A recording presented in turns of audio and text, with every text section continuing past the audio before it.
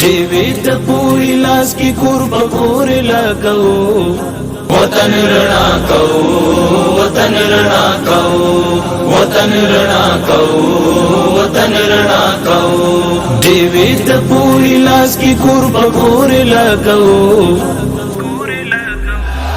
وطن رڼا کو وطن رڼا کو وطن رڼا کو وطن رڼا کو دیوی ته پوری لاس کی کور. السلام علیکم ورحمت الله. قاری صاحب نوم دې څه دی او د کوم ولایت؟ وعلیکم السلام ورحمت الله وبرکاته. نوم مې ګلبدین دی، کندوز ولایت چاردرې ولسوالۍ. قاری صاحب کومه مدرسه کې سبق وایي؟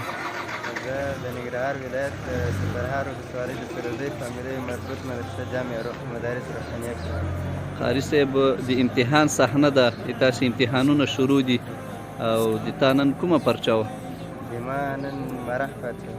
سوالونه څنګه وو؟ سوالونه مختلف وو، سخت هم وو اسان هم راوړل شوي وو. موږ الحمدلله خواري مو کړې او پرچه مو ښه حل. ښه ماشاءالله. څو سوالونه دي قاری صاحب حل کړل؟ 3 سوالونه شپږ وطن رڼا کو وطن رڼا کو وطن رڼا کو وطن رڼا کو قلم فسنگر ساتي د جهالت پوړاندې د جهالت پوړاندې روز بنوي نسل د هر حالت پوړاندې د هر حالت پوړاندې د علم خراج تو په سر او مخ پوړاندې زو وطن رڼا کو وطن رڼا کو وطن رڼا کو وطن رڼا کو. السلام علیکم ورحمت الله. قاری صاحب نوم دې څه دی؟ وعلیکم السلام ورحمت الله. نوم مې رضوان الله ده، د پلار نوم مې احمد ګل، د لغمان ولایت د دولت شاه ولسوالۍ اوسېدونکی یم. دولت شاه ولسوالۍ. دولت شاه کومه مدرسه کې سبق وایي؟ د ننګرهار د چپلیار ولسوالۍ جامع روح المدارس مدرسه کې سبق وایم. سمه درجه کې؟ څلورمه درجه. تاسې امتحانونه شروع دي؟ الحمدلله زموږ امتحانونه شروع دي. کومه پرچه دې ونه؟ مراح مراح پرچه وه. څنګه اوس سوالونه سخت و که آسان وو؟ انشاءالله سوالونه آسان وو. څو سوالونه دې حل کړل؟ تقریبا داسې 15 سوالونه حل وطن رڼا کو وطن رڼا کو وطن رڼا کو دیوی ته پوری لاس کی کور بکور لګ. السلام علیکم ورحمت الله. قاری صاحب نوم دې څه ده؟ وعلیکم السلام ورحمت الله. نوم مې عبدالبسط. د پلار نوم دې څه ده؟ محمد خان. کوم ولایت؟ کونړ ولایت او ولسوالي؟ څوکۍ ولسوالۍ. کونړ ولایت څوکۍ ولسوالي. دلته سبق وایي او کوم ځای کې سبق وایي؟ کومه مدرسه ده؟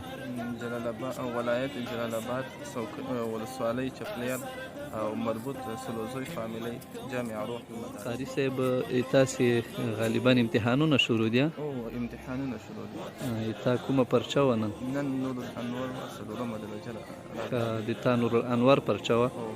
څنګه وو قاری صاحب؟ سوالونه سخت و که آسان وو؟ الحمدلله سوالونه سخت وو، خو بیګانه دغه مطالعه ورته کړې وه، نو انشاءالله اسان. او څو سوالونه دې حل کړل؟ او 3 سوالونه م حل کړل.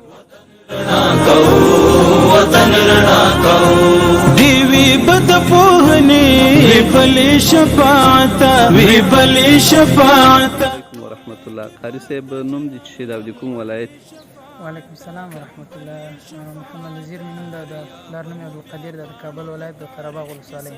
کومه مدرسه کې سبق وایي؟ د ننګرهار ولایت د چپرهار ولسوالۍ جامع روح المدارس روحانیه سلوزۍ فامیلۍ. قاری صاحب امتحانونه هم شروع دي؟ عموما امتحانونه هم شروع دي. قاری صاحب کومه درجه دې ده؟ موقوف علیه. نن دې د څه پرچه وه؟ نن مې دبی هدایي پرچه ونیسي. څنګه وو قاری صاحب؟ سوالونه سخت و که آسان وو؟ سوالونه سخت وو، خو الحمدلله خپله خواري م کړې وه، سوالونه م حل کړل. ښه ماشاءالله. څو سوالونه دې حل کړل؟ 3 سوالونه. وطن رڼا کو